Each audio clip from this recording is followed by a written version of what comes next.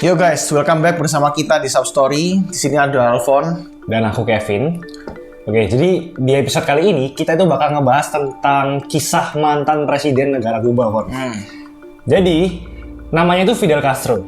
Beliau ini dia itu pernah lolos dari 634 kali percobaan pembunuhan yang dilakuin sama CIA Amerika, Bang. 634 percobaan pembunuhan.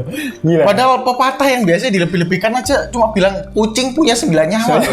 Ini kalau 634 kali. Nah, berarti nyawanya minimal 635 berarti. Iya, minimal.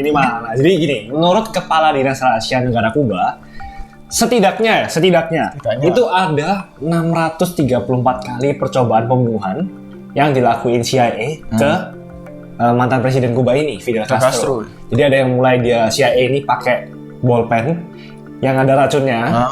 Terus ada juga CIA ini menggunakan rokok kan Fidel Castro ini suka ngerokok. Tapi dikasih peledak. Nah, terus sampai ada yang terakhir ini CIA itu menyewa pacarnya si Fidel Castro itu buat ngeracunin minumannya. Waduh. Tapi gagal lagi. Jadi kita akan kupas semuanya. Simak di episode kali ini. Fidel Alejandro Castro Ruz, atau yang lebih dikenal sebagai Fidel Castro, merupakan mantan presiden dan perdana menteri yang memimpin Kuba selama kurang lebih 50 tahun.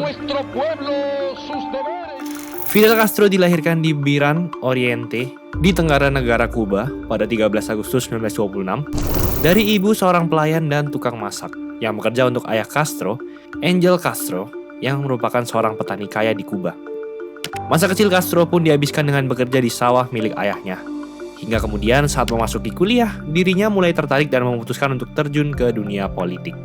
Fidel diketahui kerap ikut serta dalam pemberontakan melawan pemerintah sayap kanan di Republik Dominika dan Kolombia. Hal itu pun membuat dirinya makin dikenal dalam kancah politik hingga kemudian ia mengorganisir Gerakan 26 Juli. Sebuah gerakan revolusioner yang mengubah Kuba dan juga hidupnya kala itu. Meskipun revolusi ini berjalan dengan sulit dan bahkan banyak rekannya yang terbunuh, 2 tahun kemudian Fidel Castro beserta anggota gerakan revolusi berhasil mengambil alih kota dan menggulingkan pemerintahan Fulgencio Batista. Pada Januari 1959, Manuel Urrutia terpilih menjadi presiden Kuba dan Castro memegang kendali atas militer Kuba. Namun kemudian pada Juli 1959, Castro mengambil alih pimpinan Kuba yang bertahan hingga 5 dekade setelahnya. Ia menjabat sebagai Perdana Menteri Kuba dari 1959 hingga 1976 dan kemudian menjabat sebagai Presiden Kuba sejak 1976 hingga 2008. Oh ya, sekedar info aja sih. Mungkin kalian nggak tahu ya di mana sih Kuba itu, letak posisinya itu. Karena sebelumnya aku juga nggak tahu itu di mana Kuba ini. Jadi Kuba ini posisinya ada di sebelah selatan Amerika, di sekitar barat. Selatan Amerika atau Amerika Selatan? Selatannya negara Amerika. Selatannya negara Amerika. Meksiko dong tadi. Iya, di sebelahnya Meksiko gitu. Sebelahnya Meksiko. Oke. Nah, jadi nantinya posisi ini juga berpengaruh gitu loh sama nasibnya negara Kuba ini. Oh iya. Terus gini, Fon. Kalau nggak salah ingat ya, banyak sih kayak film-film yang tentang pembunuhan-pembunuhan itu kayak Amerika sama Kuba, Amerika sama Kuba. Itu berarti memang Amerika sama Kuba ini dulu memang punya sejarah ya? Maksudnya ada hubungan sesuatu kayak gitu. Dan kalau menyangkut kasusnya Fidel Castro ini, berarti kan papanya ini kan orang yang bener-bener kaya ya? Iya. Bener-bener kaya, terus Fidel Castro-nya kan ya pasti ngikut lah kan sebagai anaknya. Terus berarti papanya ini punya koneksi yang sangat besar sampai si Fidel Castro ini bisa terjun ke dunia politik. Berarti kan koneksinya udah bener-bener besar banget gak sih? Kalau koneksi dari bapaknya sih kurang tahu ya. Tapi pastinya dia punya kayak privilege lah, bisa sekolah. Ya, itu pasti. Nah, tapi memerintah 50 tahun itu lama banget ya. Umur tahun. kita digabung aja nggak nyampe itu. Gak sampai 50 tahun. Jadi benar-benar lama banget. Nah, jadi aku jadi ingat salah satu konten TikTok juga di Kevin Dikmanto 2. Apa? Ya sama, judulnya tentang pemimpin dengan durasi tahu. masa jabatan terlama, dan Fidel Castro ini ya yang paling lama, 49 sampai 50 tahunan gitu. Dinasti. Iya, dinasti. Dia padahal sebelumnya kan dia berkata pengen mau ganti pemerintahan yang korup dan diktator. Lah padahal dia sendiri gitu. Ya, gitulah. Dalam pimpinannya, Castro banyak melakukan perubahan yang radikal di Kuba. Dirinya memilih untuk mengacuhkan Amerika dan malah menjalin hubungan dekat dengan Uni Soviet. Kuba yang terkenal akan sumber daya alamnya yang melimpah bersedia untuk memasok kebutuhan-kebutuhan untuk Uni Soviet.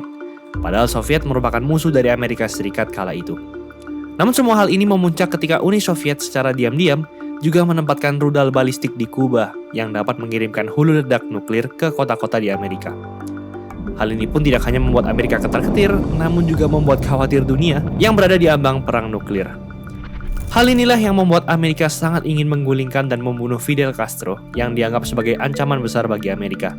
Ratusan cara dan percobaan pembunuhan pun dilakukan oleh Amerika untuk merenggut nyawa Castro, namun tidak pernah berhasil. Fon, aku mau nanya sesuatu sama kamu. Iya. Kamu tahu nggak sekarang keadaan ekonominya negara Kuba ini kayak gimana? Kalau nggak salah lagi hancur ya. Nah, lagi hancur. Nah, Padahal sebelumnya kaya. Nah, jadi gini, aku beberapa minggu lalu itu bikin video tentang mantan negara kaya yang jatuh miskin. Nah, Kuba ini termasuk. Jadi, era 1950-an itu masa prime ekonominya Kuba. Jadi, Kuba itu termasuk negara kaya. Salah satu yang terkaya di benua Amerika. Iya. Nah, terus sekarang kan hancur. Ya mungkin salah satunya itu ya gara-gara ini, pemerintahnya Fidel Castro ini. Jadi kayak ada yang bilang korup lah, diktator lah, dan lain-lain. Terus pasti hubungannya juga sama Uni Soviet. Kan Uni Soviet kan dulu kan musuhnya Amerika. Oh, sekarang kan hancur. Hancur. Nah, ya mungkin salah satunya gara-gara Uni Sovietnya hancur, Kuba kan temannya dia, ya pasti Ikut hancur. Apalagi sekarang kan Amerika kan mendominasi dunia. Ya pasti Kubanya dijatuhin lah, pasti berusaha dijatuhin. Nah, tapi yang aku bingung kok Castro itu berani-beraninya gitu loh. Padahal posisi negara Kuba kan lebih dekat sama Amerika. Tapi dia malah milih bersekutu sama Soviet yang posisinya jauh. Terus Ya dia juga berani-beraninya naruh rudal di Kuba, rudal Uni Soviet di Kuba, buat ini nyerang ke Amerika gitu. Nah, nanti kalau dibalas sama Amerika, Kuba langsung hancur gimana gitu? Ya mungkin dari Uni Sovietnya menjanjikan hadiah yang besar paling. Bisa jadi sih. Supaya si Kubanya ini berani gitu. Kan ya apa ya? Justru itu yang pintar itu Uni Sovietnya. Nah, iya. Kan dia kan bisa meyakinkan negara Kuba yang lebih dekat itu supaya untuk jadikan tempat nuklir gitu. Jadi kan lebih gampang loh kalau mau nyerang Amerika. Benar. Kalau dari Uni Soviet kan Rudalnya terlalu jauh. Cuma dia yang pintar Uni Soviet, bukan Kubanya. Tapi Kubanya kalau dibalas sama Amerika kan langsung hancur. Langsung hancur. Menurut Kepala Dinas Rahasia Kuba, sepanjang hidupnya, Fidel Castro berhasil selamat dari 634 upaya pembunuhan yang dilakukan terhadap dirinya. Entah angka tersebut akurat atau tidak, atau mungkin angka tersebut hanya sekedar bualan belaka, namun nyatanya Castro memang kerap kali selamat dari berbagai upaya pembunuhan yang telah dilakukan oleh CIA terhadap dirinya. Berbagai upaya telah dilakukan CIA untuk merenggut nyawa Fidel Castro, mulai dari upaya-upaya ekstrim yang mengerikan sampai ke cara-cara yang terkesan konyol dan gak masuk akal. Salah satu yang paling terkenal adalah upaya pembunuhan dengan The Exploding Cigar. Castro memang terkenal sebagai pribadi yang suka merokok. Setahun setelah Castro memimpin pun, agen Amerika berusaha untuk meracuni rokok Castro dengan racun botulinum, racun yang cukup kuat untuk membunuh siapa saja yang meletakkan rokok itu di mulutnya. Namun entah bagaimana, rokok tersebut tidak pernah sampai ke mulut Castro dan malah dikirimkan ke seseorang yang tak dikenal, hingga kemudian tidak diketahui bagaimana nasib rokok tersebut. 634 percobaan pembunuhan. Ya. Nah, tapi kan menurut pengakuannya kepala dinas rahasianya, tapi itu nggak tahu ya beneran apa enggak.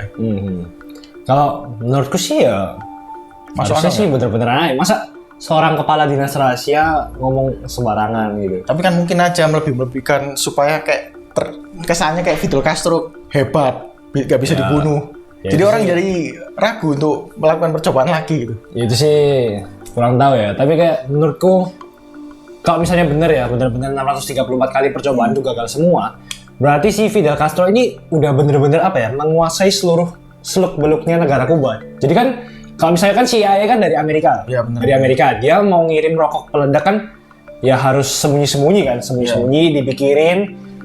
Dan pasti harusnya ada mata-mata loh. Maksudnya kayak ada orangnya CIA yang mungkin ya ada orang dalamnya.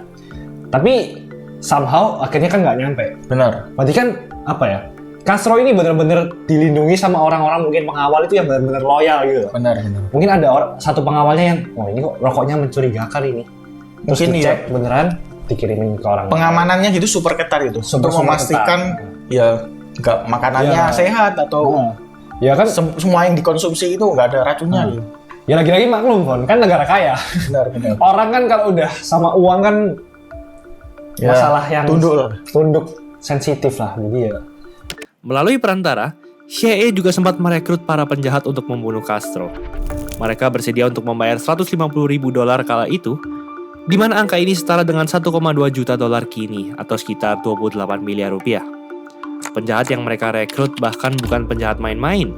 Sam Giancana yang merupakan bos geng di Chicago dan juga Santos Trafficant yang merupakan kepala dari geng operasi Kuba, di mana mereka berdua termasuk dalam daftar 10 orang yang paling dicari oleh FBI kala itu. Giancana pun mengusulkan menggunakan racun ketimbang pistol. CIA menyetujuinya dan kemudian menyiapkan 6 pil beracun untuk dibawa oleh pejabat yang memiliki akses ke Castro untuk membunuhnya. Namun lagi-lagi upaya ini tidak berhasil setelah pejabat Kuba tersebut tidak berani melakukannya dan kemudian rencana ini ditinggalkan. CIA juga pernah mencoba meracuni es krim milik Fidel Castro. Castro sendiri memang terkenal suka memakan es krim. Hal ini kemudian berusaha CIA manfaatkan untuk membunuhnya. Mereka pun berhasil merekrut dan menyerahkan racun ke pekerja restoran di Havana untuk menumpahkannya ke es krim Castro. Misi ini terlihat berjalan lancar. Castro kemudian memakan es krim yang menjadi target, hingga kemudian tetap tidak terjadi apa-apa. Castro yang diyakini telah memakan es krim beracun tetap hidup dan sehat seperti biasa. Hingga kemudian akhirnya diketahui kalau racun tersebut membeku saat diletakkan ke dalam box es, sehingga tidak tertuang ke es krim Castro. Ini udah persis kayak film Suicide Squad. Bener. Persis banget kan. Polisinya Amerika nyewa penjahat buron buat membunuh penjahat. Persis banget gitu loh. Nggak, tapi tetap aja loh, gak mati loh. Anggapannya Castro ini seberbahaya dan sekuat itu. Sampai top 10 penjahat di Amerika nggak mampu untuk mengalahkan. Tetap aja gagal gitu. Terus kok menurutku ya, kan tadi kan ada CIA nyewa pejabat yang bisa punya akses ke Castro, terus si pejabatnya ini nggak berani. Iya. Kalau menurutku emang sangat masuk akal ya. Kalau kan kita kan pejabat, mungkin CIA menghadiahinya cuma uang yang segede banget. Sedangkan kan dia udah jadi pejabat kan harusnya udah kaya.